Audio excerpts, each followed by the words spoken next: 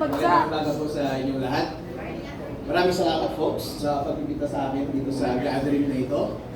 Galing pa ako ng Isabel at nagbiyahe ako ng 12 hours to come here. Yeah! Nakakapagod. Pero syempre hindi natin iiwan yung ating mga kakampi dito sa 18 Marines. Dahil love ko sila eh. Kasi kapareho ko yung mga yan. Kinakasuhan kami. At naglalakad kami ng katotohanan. At nandito po ako ngayon sa harap ninyo para i-manifest ang aking support para sa kanila at sabihin ko sa harap ninyo na naniniwala ako sa kanilang sinasabi. Ako po si Attorney Harold Respucio. Isa po akong Vice Mayor sa probinsya ng Isabela sa bayan ng Reyna Mercedes. Isa po akong Ilocano at isa po akong elective official. Pero higit sa lahat, isa po akong Pilipino. Hindi po totoo yung sinasabi nila na lahat na sa ating gobyerno ay tumatahimik na lamang at hindi lumalaban. Totoo po, ang impluwensya po ng administrasyon na ito ay pervasive at halos lahat ng tao sa ating gobyerno ay kinurap nila. Pati sa aming bayan, kinurap nila. Sila po ay napakalaking scam. Bago po ako pumasok sa gobyerno, first time ko po maging public servant, maging public official this time. Ngayong 2025, before that, nasa private practice ako at nasa private industries lang ako. Pero pagpasok ko dito sa gobyerno, nakita ko po ang laking scam. Bilang abogado, nakita ko yung mga pinakamalaking scam. Pero ang pinakamalaking scam sa buong Pilipinas ay ang ating gobyerno. At lahat sila ay sama-sama. At iisa ang ulo. At ang biktima ay ang buong taong bayan. Tayo ang nagbabayad ng buwis. Binibigay natin ang lahat ng pera sa kanila para lamang sila ay maghati-hati at magpakasarap. At ma-ensure nila na habang buhay na sila ay nasa kapangyarihan. Yan po ay totoo. Inuuna nila yan sa panahon ng eleksyon. Nag-participate po ako sa eleksyon at yung expertise ko sa pag-audit ng information technology at pag-aabogado ay na-play ko doon, nakita ko. Doon unang binibili ang ating kalayaan. At ngayon pinapatotohanan ng mga 18 Marines. Si Saldico, inutusan sila na magbayad kay Chairman George Garcia ng 4 na maleta ng milyong-milyong salapi. Kung imumultiply mo lahat yun, daan-daang milyon po yun para kay Chairman George Garcia. Magkano po yun? Ano po ang kapalit nun? Hindi ba't para bilhin yung outcome ng ating eleksyon?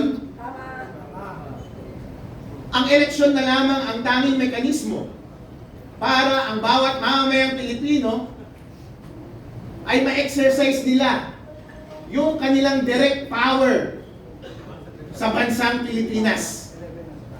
Kapag tinanggal pa natin ang democratic process na ito na mag-elect directly ng mga taong mamumuno sa atin, masasabi pa ba natin na totoo tayong malaya? Hindi po tayo totoong malaya. At lalong hindi po tayo totoong malaya kung pati yung mga institusyon na dapat nagbabantay sa ating gobyerno ay binibili na rin nila. Ang mekanismo sa ating konstitusyon para bantayan ng ating gobyerno ay yung mga investigasyon doon sa Senate at doon sa House of Representatives. Doon sa mga hearing ng mga komite. Pero nabigyan ba sila ng mga envelope? Nabigyan po. Kapag yung magbabantay sa ating gobyerno ay nababayaran natin, matasabi ba natin sa ating sarili na totoo tayong malaya? Hindi po. Ganon din po sa ating judiciary. Marami ang sinasabi sa kanila ay nababayaran. Merong dating leader ng judiciary na pumasok sa executive, pero sila ka-textmate ni BBM. At nag-uusap sila paano magnakaw ng pera ng taong bayan. kung lahat ng ating independent institutions na ito ay magkakasama na, kasama na sila sa scam, totoo pa bang malaya tayo? Hindi po tayo malaya, mga kapatid. Itong mga 18 Marines, hindi nyo ba naaalala last time? Noong ginagawa nilang scapegoat si Zaldico, di ba sinasabi nila na, uy, si Zaldico, bakit 18 Marines ang iyong mga bodyguard? Ang dami-dami, 18 na 18 Marines. Di ba ibig sabihin, binibigyan nyo ng credibility yung 18 Marines na yun, the fact na meron siyang hawak na 18 Marines. Pero nung lumabas yung mga 18 Marines, at sinabi nilang totoo na kami ang nagde-deliver in behalf of Zaldico, laban! Papunta yung pera dito kay Romualdez, at mga congressman, senador, Comelec, ilang Trillanes. Ngayon, ayaw nyo na silang paniwalaan? Ano ba talaga, mga bossing? Kapag against na sa inyo yung narrative, noong bumaliktad na sa inyo yung narrative, biglang ayaw nyo na silang paniwalaan. Pero nung ibinubuhos ninyo yung scapegoat kay Zaldico, grabe! Binibigyan nyo ng credibility na puro Marines yung bodyguard niya. Pero ngayon nagsalita na sila, automatic ayaw nyo na silang paniwalaan? Kasi kayo yung tinuturo na tumanggap? Mga hipokrito talaga itong mga tao na ito. Grabe yung pagka-hipokrito.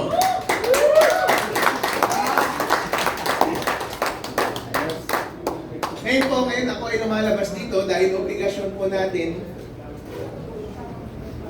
na kahit ano ang kulay natin. Dahil sa totoo lang po, wala namang sumusuporta sa akin. Although makikita nyo ngayon, naka-align ko yung Sara Duterte. Kasi kami lang naman ang lumalaban! Kasi yung mga makakaliwa, mga pink, mga dilawan, tumanggapin pala ng pera, mga walang yak! Kaya mga tahimik tong mga to eh! Noong unang naglalabas ako ng mga issue sa Comelec, kayo pa ang mga kasama ko eh. Lahat ng mga aktibidad po, nag-iimbita sa akin. Kaya nandito rin ako, naiimbitahan ako. Sumasama po ako. Dahil wala akong pinagkakautangan. Wala akong utang na loob. Wala akong alignment. Ang alignment ko lang katotohanan at tama. Kaya nag-a-attend ako karate. Para patigil ang kasamaan at pagnanakaw sa ating bansa. Pero na-observehan ko parang, bakit yung kabilang side walang masyadong activity? Walang activity masyado. Napapadalas tuloy, napapansin nila, bakit parang dito ka sa opposition na sasama parati? Eh sila lang yung may activity eh, nalaban sa gobyerno. Yung mga ibang partido, wala nang activity na laban sa gobyerno. Dahil bayad silang lahat!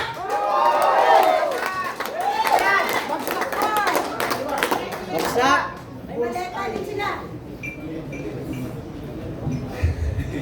Ngayon po, may pagkakataon po tayo na ipagpatuloy ang laban. Kapag tayo po ay tahimik, deserve natin na mag-govern tayo ng kasamaan, hindi ba?